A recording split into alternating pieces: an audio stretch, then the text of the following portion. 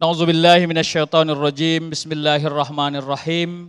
Assalamualaikum warahmatullahi wabarakatuh.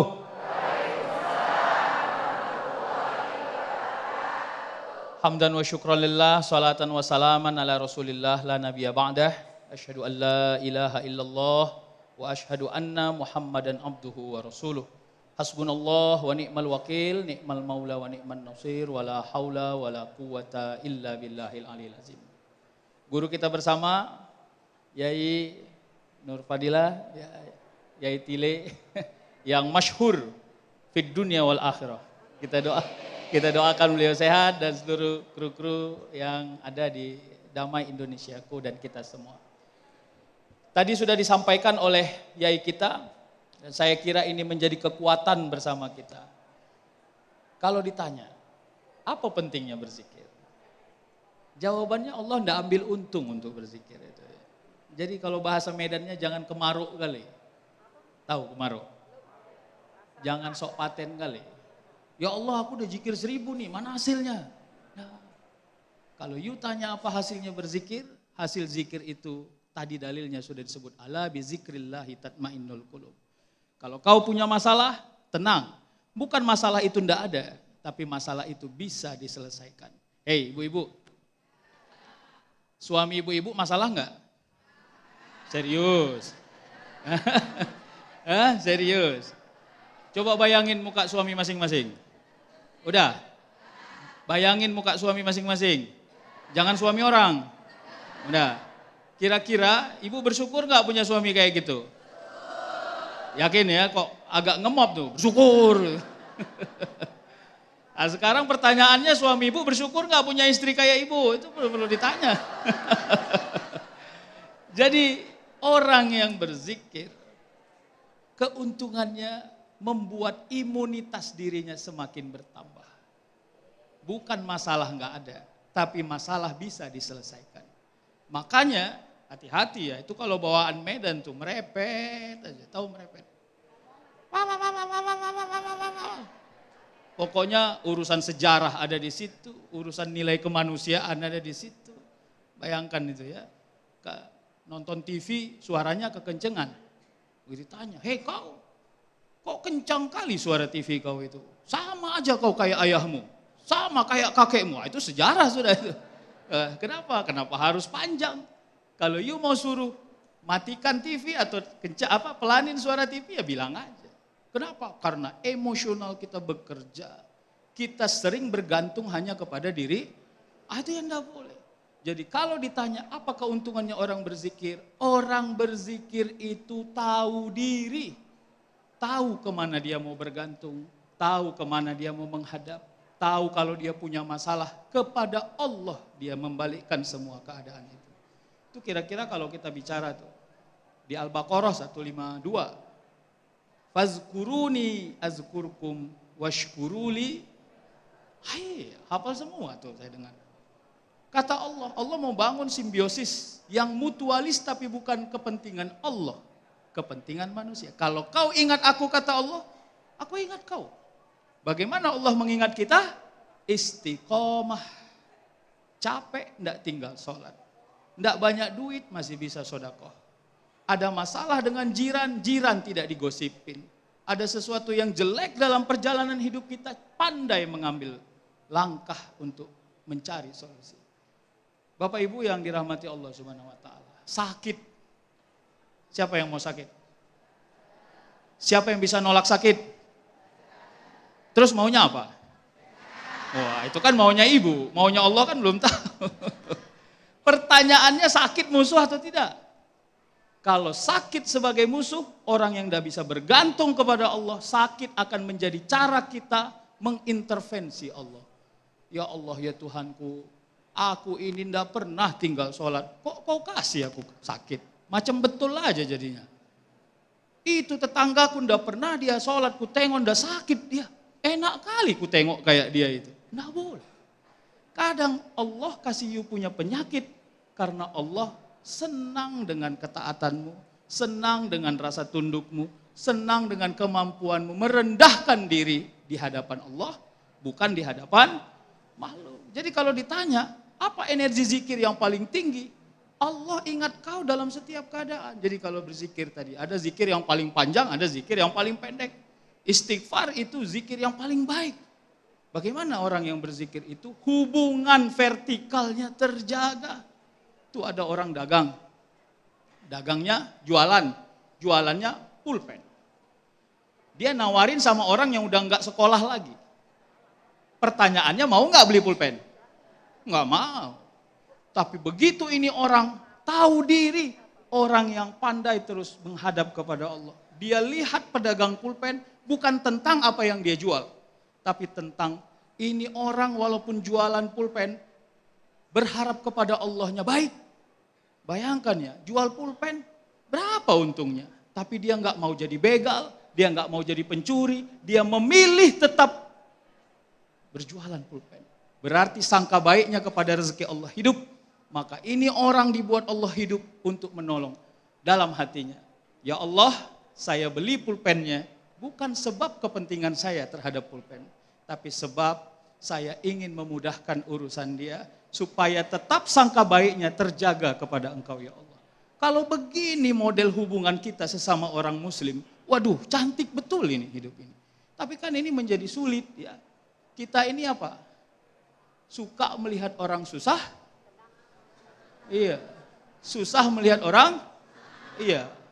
Yang kedua ada bahasa Medannya, Ustaz. Ya, sibuk dia ngangek-ngangek iya wak. Awak tak angek-angek, tahu angek? Angek itu buat iri. Dia beli emas baru goyang terus dia punya tangan. Apa kabar? Udah lama ya nggak jumpa. Kenapa goyang tangan? Asam urat ya? Kolesterol kali? Enggak. Emas baru ya? Lama kali sadarnya. Hati-hati. Ini lagi musim orang suka ngangek-ngangeki orang lain. Pertanyaannya Anda angek nggak? Anda iri nggak? Anda pening nggak? Serius. Hati-hati. Zikir membangun imunitas orang untuk tahan dengan godaan. Tahan dengan sesuatu yang terjadi. Hei ibu-ibu, mana lebih cantik, pesek atau mancung? Mancung, yang ngomong orang pesek loh, coba gimana?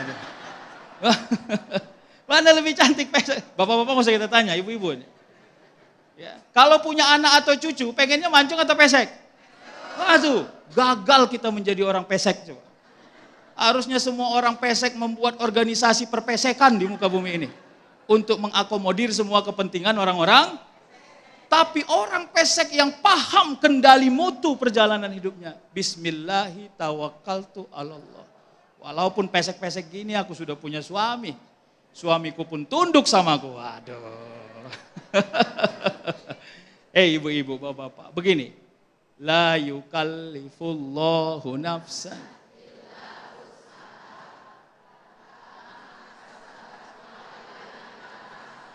Nah, saya cuma mau katakan, walaupun ayat ini tentang kewajiban mukallaf terhadap syariah, tapi yang kita pahami adalah, kita ini diberikan Allah kemampuan menyelesaikan sesuatu, termasuk sesuatu yang kadang-kadang justru datang dari luar. Ketemu sama kawan yang mancung, oyong kepalanya, tahu oyong? Nggak tahu oyong? Oyong itu orang yang pening tapi nggak pening. Dibilang nggak pening tapi, itu. Pokoknya kalau kita jalan sama dia, kita pegang bajunya, takut masuk paret. Kenapa? Bawaannya pening aja. Jangan oyong. Kenapa? Karena semua Allah cukupkan. Yang tak kau miliki, takkan pernah menjadi beban dalam hidupmu. Yang tak kau miliki, jangan membuat engkau rusak menjalani hidup ini. Karena semua yang kau dapati, harusnya pandai kau manfaatkan. Dan yang semua kau manfaatkan harus melahirkan rasa syukur kepada Allah Subhanahu wa taala. Ini konsep yang paling tinggi dalam perjalanan hidup. Kalau enggak, untuk apa kita pengajian setiap hari? Kalau bawaannya oyong aja, oyong. Enggak pernah mabuk tapi jalannya mereng aja. Paham ya? Nah, ini nanti menjadi kekuatan dalam perjalanan hidup kita. Bapak Ibu yang dirahmati Allah, fazkuruni azkurkum. Kau ingat aku, kata Allah, maka aku akan ingat engkau. Washkuruli, kau harus pandai mensyukuri semua ini. Wala takfurun, dan jangan kau caci-caci nikmat Allah.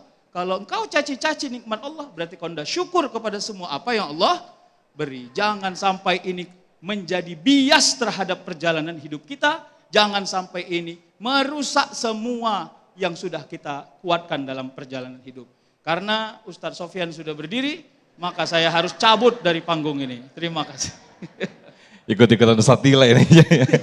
Baik, terima kasih Ustadz Sukri Albani yang telah melengkapi di segmen kedua ini. Sebagaimana apa yang disampaikan oleh guru kita Ustadz Sukri Albani, bahwa ketika orang berzikir, dia orang yang tahu diri. Dia orang yang bisa tahu kondisi, baik kondisi apapun, baik itu buruk maupun baik. Sehingga ketika orang mempunyai masalah yang buruk, maka tidak semua orang ketika orang itu berzikir, maka ketika dia mendapatkan masalah, maka hatinya tetap tenang dan tetap terpaut kepada Allah Subhanahu wa taala. Mudah-mudahan kita termasuk orang-orang yang dimudahkan lisan kita untuk selalu berzikir kepada Allah Subhanahu wa taala. Amin. Amin ya rabbal alamin. Nah, pemirsa, di segmen berikut ada segmentasi tanya jawab. Kami persilakan kepada para jamaah untuk berdialog bersama guru-guru kami. Namun sebelumnya, guru kita Ustadz Tilek sudah bersiap-siap untuk berbagi berkah bersama Luwak White Coffee.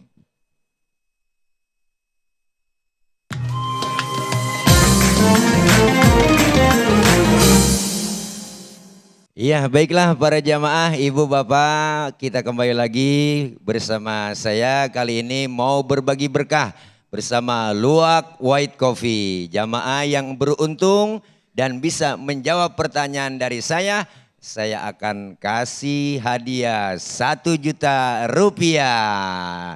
Tapi ingat dipotong pajak. Oleh karena itu ya silakan para ibu bersiap, bapak semua. Pertanyaan dari saya akan berikan dan dijawab, ya kan? Oke? Oke? Yuk, pertanyaannya, ya dengerin baik-baik, sebutkan salah satu manfaat berzikir. Yuk silakan, angkat tangan, yang mana, yang mana? Yang mana? Oh no, ayo, yuk, yang mana nih? Mana nih? Mana? Mana? Oh iya, depan, yang depan yang mana nih? Yang mana nih? Yang mana? Ayo maju. Oh ini ya, ayo teh maju. Iya ini maju. Oh tok sini Neng, maju. Ya. Ya silakan, nama, alamat, nomor WA. Ya, namanya siapa? Assalamualaikum warahmatullahi wabarakatuh. Waalaikumsalam ya. Perkenalkan, nama saya Deris Amir Hasna, saya dari mahasiswi. Ya geser. Ya, ayo nama. Nama saya Deris Amira Hasna. Oh iya, ya segitu saya dah. Ya. mahasiswi. Pertanyaannya diulang lagi ya. Oke. Pertanyaannya sebutkan salah satu manfaat berzikir. Jawabannya itu adalah menenangkan jiwa. Menenangkan jiwa, ya betul, 1 juta rupiah untuk Neng kita dan hadiahnya langsung dari saya kasih ini. Tapi ingat dipotong pajak, terima kasih. Oke. Demikian kita telah sama-sama memberikan berbagi hadiah atau berkah dari Luwak White Coffee. Mudah-mudahan manfaat. Jangan kemana-mana, terus di Damai Indonesiaku pantengin, oke? Hanya di TV One Berkah.